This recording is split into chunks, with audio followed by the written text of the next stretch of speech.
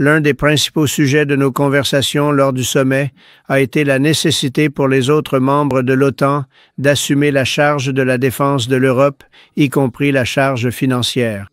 Henri-Désiré Nzouzi, quel est le levier qu'utilise Donald Trump pour pouvoir pousser les autres à signer ou à accepter cette hausse de la contribution de la défense de l'OTAN? Pouvons-nous dire que Donald Trump, c'est maintenant un cas d'école qui redéfinit les normes des négociations et de la diplomatie à l'international? Tout à fait, tout à fait. Vous savez, dans les années 90, on avait théorisé le concept de guerre préventive et préemptive. Avec Donald Trump, eh bien, c'est la paix par la force.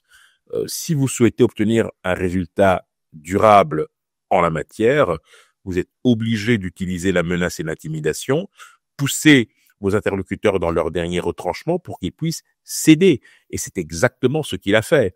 Donc, il n'y a eu aucune difficulté de la part de Donald Trump de convaincre les Occidentaux, les Européens et ceux qui sont membres de l'Alliance d'augmenter leur contribution, d'autant plus que les crises de ces dernières semaines ont montré à quel point ces pays étaient vulnérables, avec une Russie qui se fait de plus en plus menaçante et qui véritablement frappe aux portes des pays baltes, avec évidemment un risque de contagion vers des pays comme la Finlande ou la Suède. Vous comprenez dès lors que chacun est obligé de revoir d'une certaine manière ses stratégies et s'inscrire dans une dynamique qui se veut plus collective avec un interlocuteur aussi intraitable que Donald Trump.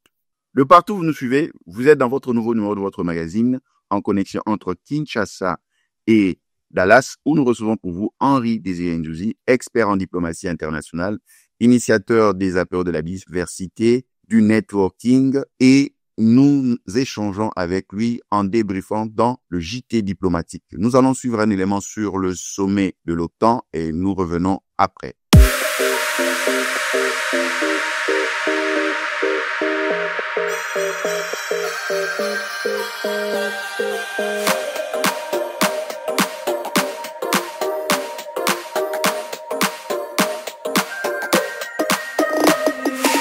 Le sommet de l'OTAN 2025 à La Haye a marqué un tournant stratégique.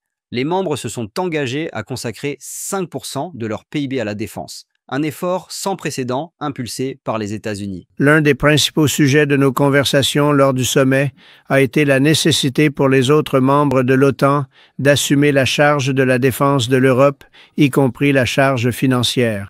Donald Trump a revendiqué ce tournant comme le fruit d'un long combat diplomatique. Il rappelle que les États-Unis portaient seuls les 2/3 du financement de l'OTAN. Comme vous le savez, c'était à 2% et nous l'avons fait passer à 5%.